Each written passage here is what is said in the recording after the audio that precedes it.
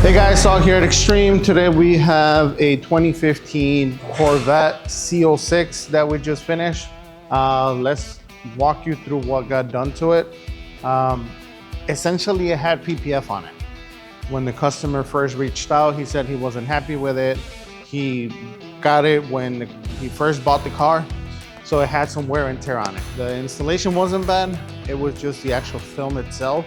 It was yellowing. It had a bunch of chips on it, scratches on it. So he said, you know what, let's start fresh. Let's rip it out and put new PPF on it. So let's recap on what got done.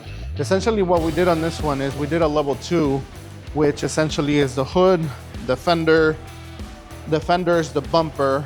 We're not doing the headlights on this one because he's gonna replace them, so he's gonna bring it back later. Mirrors, we did add the rocker panels. So essentially all this got done. We also added a piece in here, and we added a piece in there as well. Then from there, we took it a little bit extra, and we did a piece on the door. So right in here, so when you get in and out of the car, it's a very low car, so getting in and out, so that way you protect those areas. But it turned out really good. Check out the video. It was a long process. The removal was a pain in the butt, but we got it done. So guess what? Like and subscribe.